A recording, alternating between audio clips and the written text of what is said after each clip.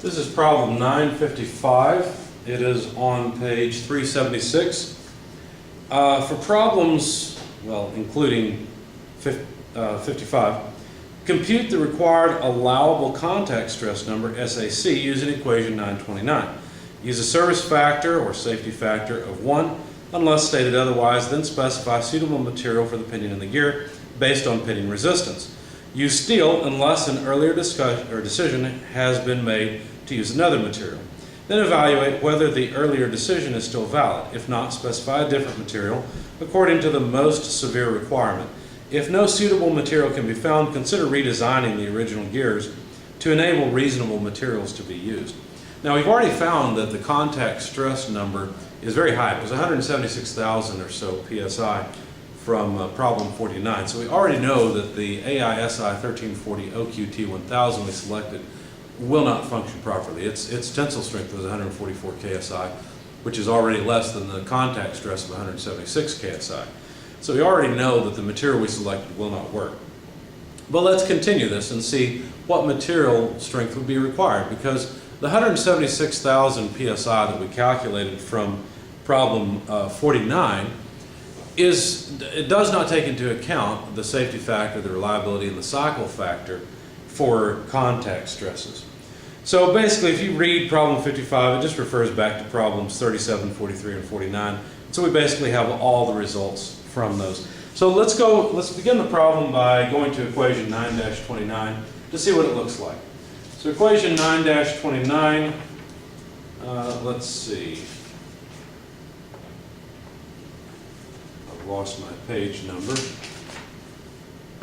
Here we are, it's on page 348. Equation 9-29 looks like this. It says SAC should be greater than SC multiplied by the safety factor multiplied by the reliability factor and divided by the cycle factor. Now, if you're watching these videos in series, you'll notice that the cycle factor for bending stress was called Yn.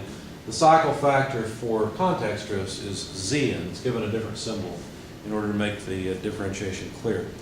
Anyway, really the way this is set up is the estimate of stress should be less than the modified contact stress of the material, which is SAC multiplied by Zn over safety factor over reliability factor.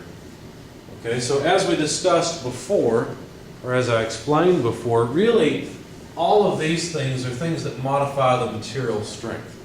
But because that's inconvenient, because it would be difficult to go to the back of the book, look up an SAC, modify it, and see if it's greater than SC, the estimate of stress that we've got. Instead, what we do is we take these and we just basically move them over with the estimate of stress so that we end up here. Okay?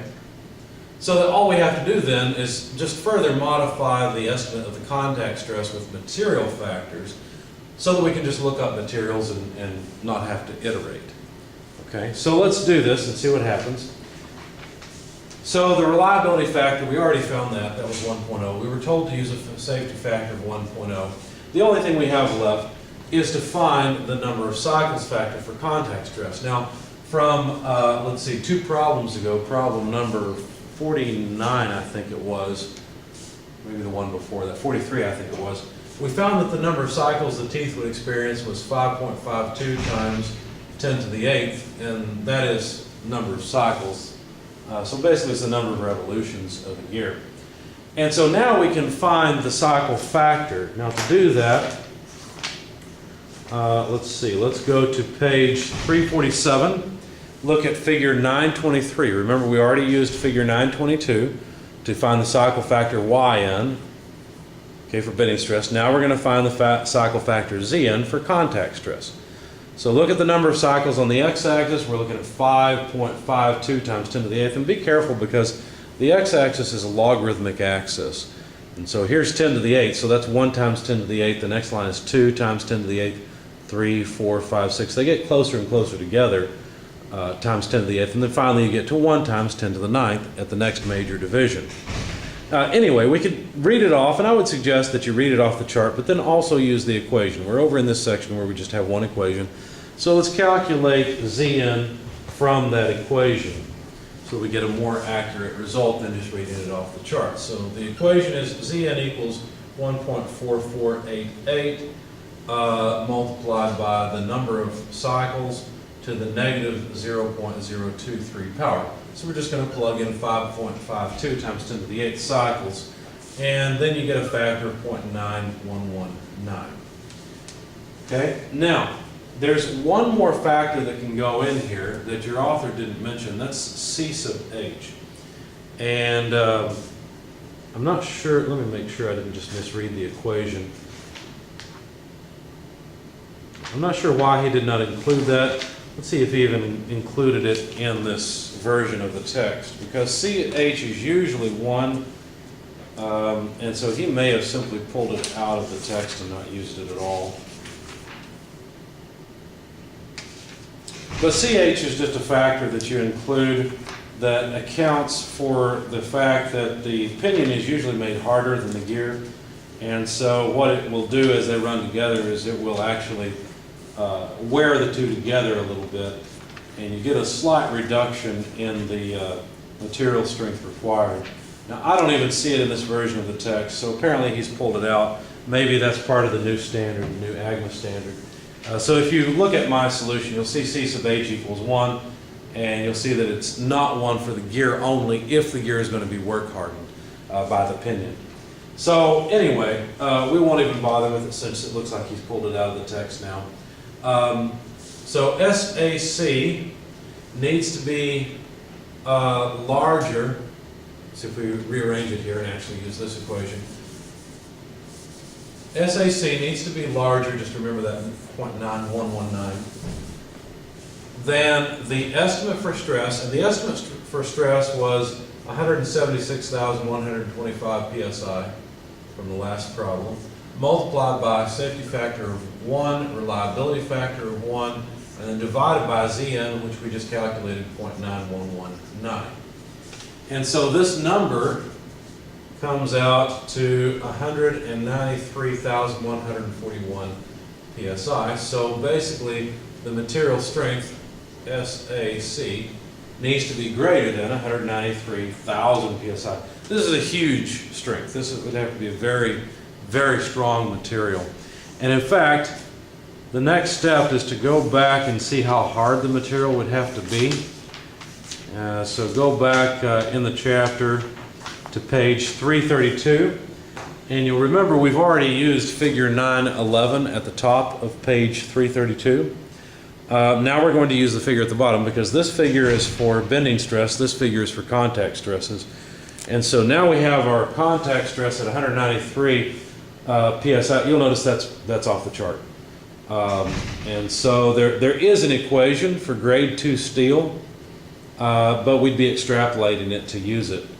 And so the hardness required is just ridiculously high.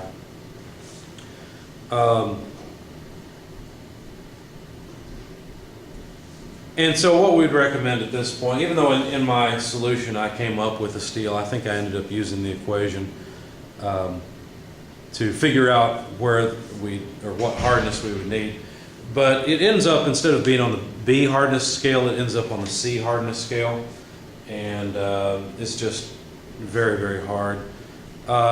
In fact, I remember what I did. Instead of going to this figure, these figures are for through hardened gears, these two. And so basically what that means is if you're just going to take the gear and you're going to harden the whole thing throughout the whole body of it. And what you notice is we're off the chart here. We can't use that. And so what you have to do is go to a different material, something that's carburized and case hardened. And so if you look, allowable stress numbers for case hardened grade 1 steel materials is on the top of page 333. And you'll notice that the allowable contact stress numbers are much higher. And I thought they had one for grade 2 as well, which is a better grade of steel, but I don't see it now. Yeah, I don't see it. Anyway, just going with what we have in this version of the text, on page 333, table 9-5, you'll see that to get up to an allowable contact stress number of 193, We can't even reach it here. We can only get to 180. And I guess it was the 4th edition of the book that had another chart for grade 2 material, because that's what I ended up specifying in my solution. To move things around a bit. I don't see the table for grade 2 material. So I guess they pulled that out as well as the CH.